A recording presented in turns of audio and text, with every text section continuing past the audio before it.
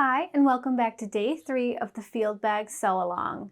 In our previous video, I walked you through printing and assembling your PDF pattern. So if you're working from a PDF, you should have that assembled and ready to go. If you've purchased the printed pattern, you're all set. In today's lesson, we'll be cutting and marking our fabric. I'll be walking you through using your own fabric, and then we'll talk about how to prep if you're working with one of our fabric kits. Before we get started with our fabric, let's briefly talk about how woven fabric is made. As you can see in this image, woven fabric is constructed by weaving horizontal weft yarns over and under a series of vertical warp fibers. This action is done on a loom. The horizontal weft yarns run along what we call the cross grain, and the vertical warp yarns form the straight grain. At either edge, running along the length of the fabric, is the selve edge. This is a tightly woven edge finish created during manufacturing, and this is what you'll align your pattern's grain line with. Now, as far as pre-treating your fabric, typically when sewing, you'd want to pre-wash your fabric, but we're going to do things a bit differently with the field bag. When you pre-wash, you're removing any sizing or stiffeners that were added to the fabric. Sizing stiffens the bag and allows it to be more easily prepped to be rolled and sold. Removing that will soften the fibers, and since we want the bag to stand up on its own when it's completed, you do not want to pre-wash your fabric. You're going to want to give your fabric a nice press, both the yardage and the kit, to get out any wrinkles before you start sewing.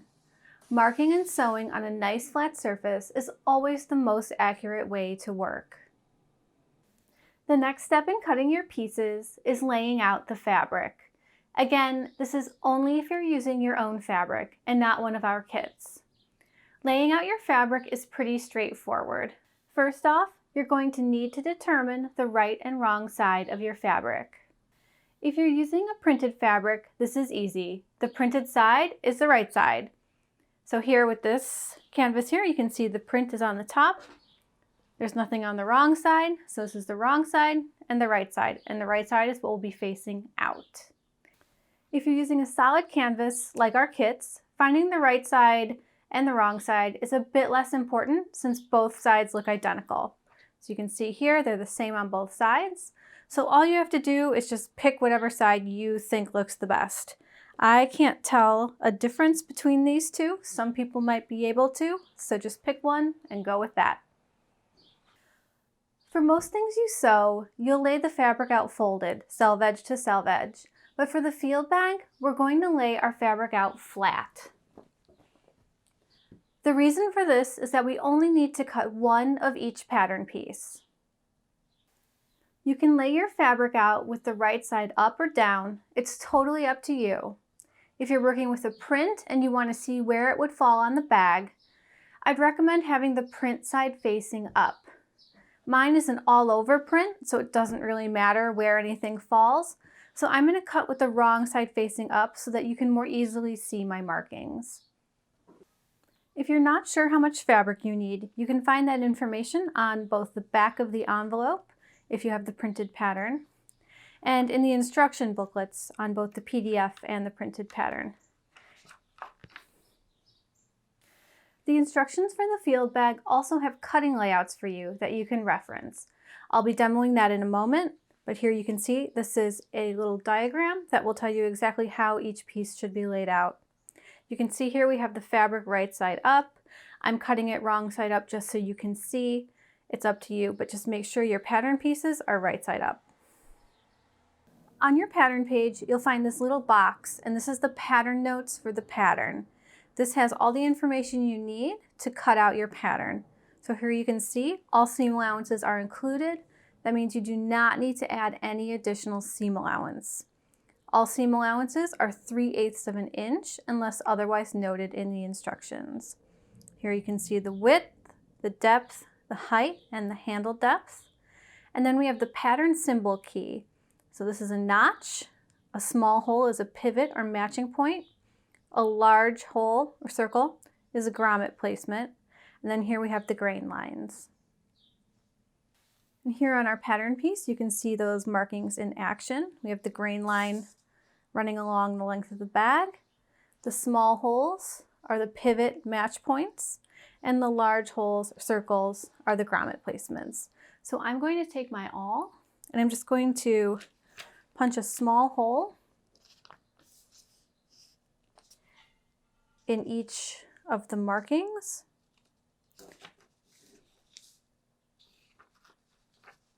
That way I can more easily mark through the pattern.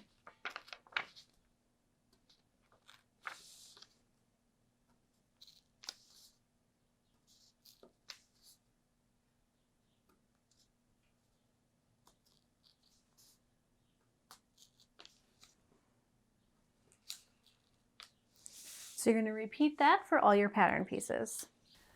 The other thing I'm going to quickly do before we cut or trace is to clip out my notches. So this is a pattern notcher, and I use that to just remove a small piece of paper so my notches are marked.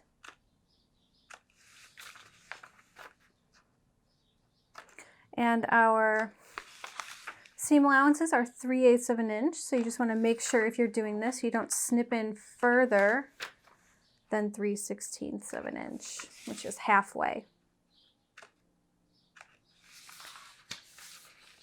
And the notches are important. You'll need them to match things up on the bag. So make sure you mark those. And just 2 more. All right, we are now ready to trace. Okay, so we're going to start with piece 1. Take your ruler, and we're just going to measure from the selvage edge to the grain line. So this is 6.5. And then again on the other side, 6.5, adjust if needed.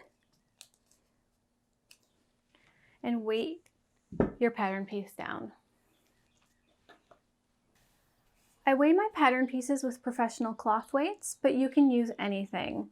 Cloth weights are also known as pattern weights, and they're made from cast iron and weigh about 4 pounds each.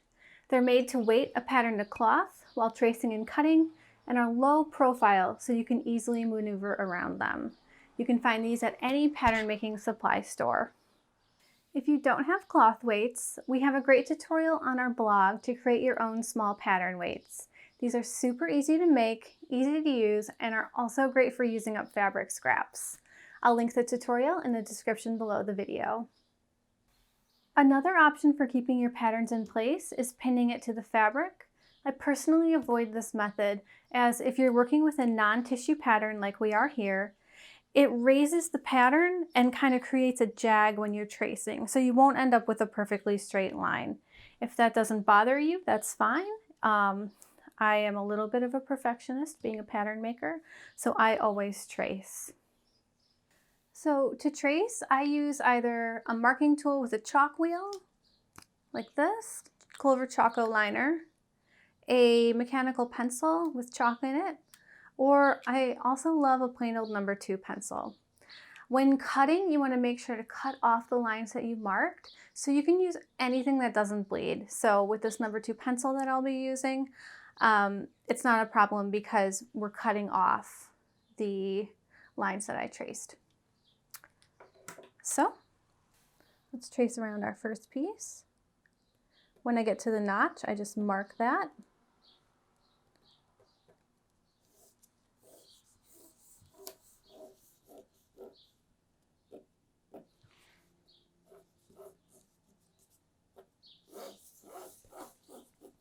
And you'll see that I trace, then remove the pattern, and then cut. This is the most accurate way to cut. And you also don't risk cutting your pattern piece. I like to make things more than once, and I'm sure a lot of you are going to want to make this field bag more than once. And if you start cutting around your pattern, you start nicking the pattern, soon it's not square. After that, it's the completely wrong size, and I don't want to do this taping more than once. And if I purchase the paper pattern, I don't want to purchase another one. So by tracing and then cutting, you really preserve the quality of your pattern pieces. So here you can see I have my pattern piece traced. Now you'll notice I haven't marked my match points yet.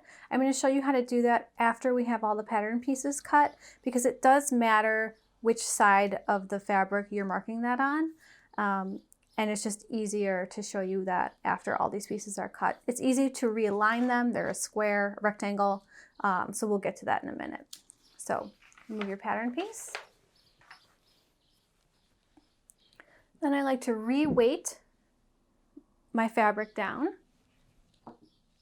Just keeps anything from moving. And then you're going to cut around your markings. Now for your notches, you're just going to snip in a tiny bit. And it's okay to snip in because that will be in the seam allowance.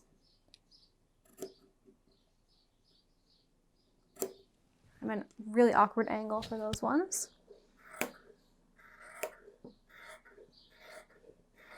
And if you're a rotary person, you can use a rotary for this and a ruler. Just make sure you have a rotary mat underneath.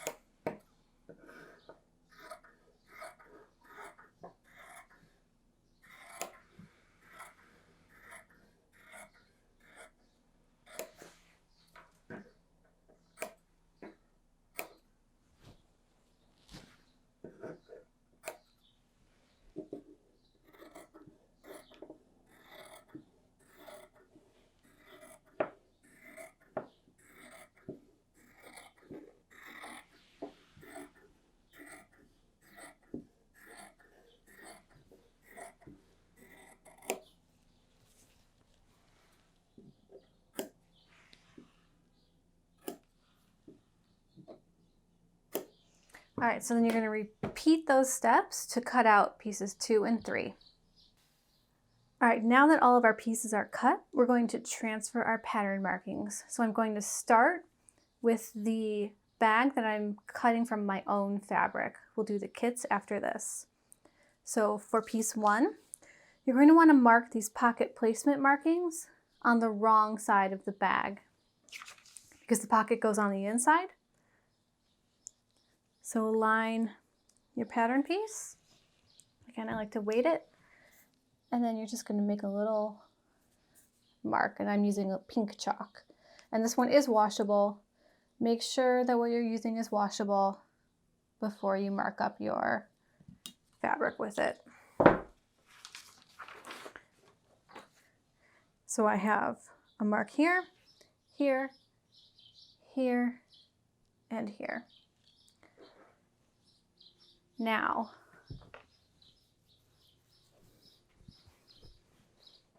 for our other pieces, we're going to mark these on the right side of the fabric. And that's because when we're stitching the pocket in place, the right side of the fabric will be facing out and we'll want to see these markings. So again, align piece 2.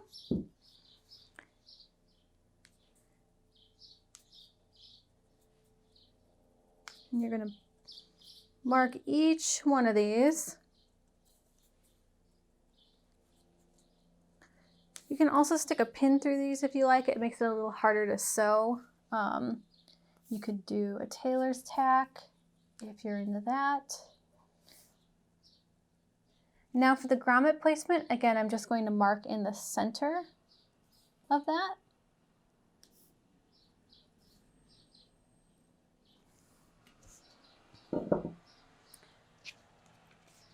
And then just double check to make sure everything went through. It did. So we can remove piece 2. And then we'll repeat for piece 3. And this one, the only things you'll need to mark are these grommet placements.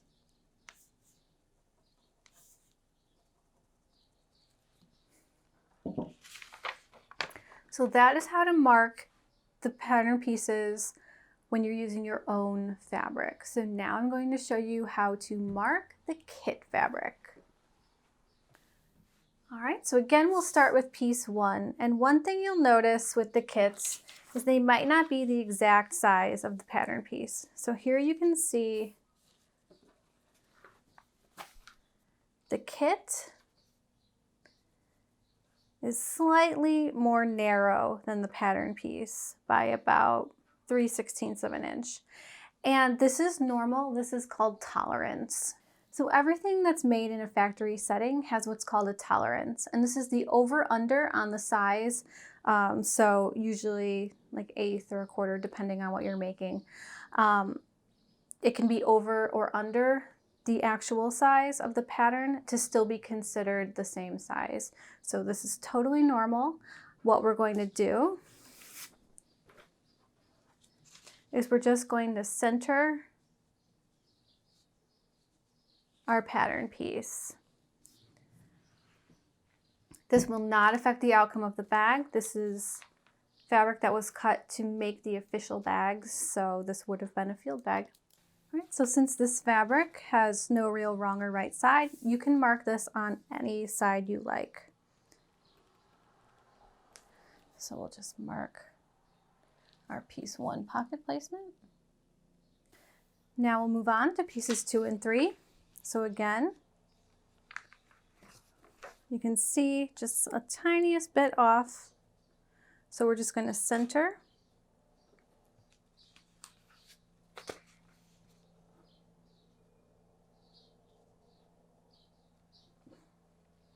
Weight that down and mark your pocket stitching.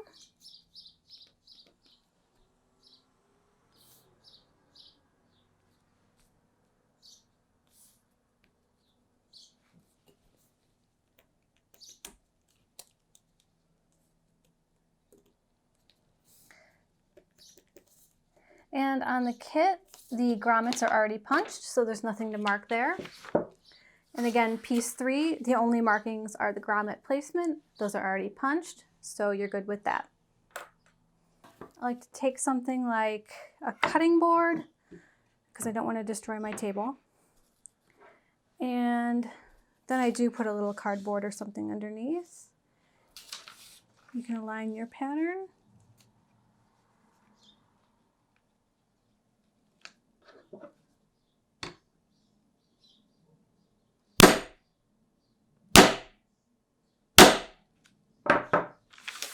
And punch right through that. And there you can see our hole is punched. There's like 1 or 2 threads that didn't come out, so you can just trim those.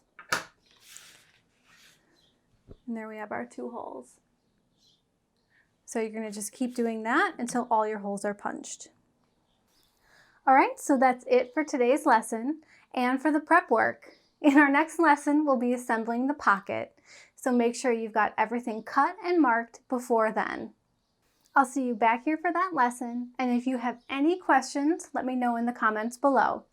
Have fun cutting out your fabric. The hard part is now over. It's just sewing from here on out.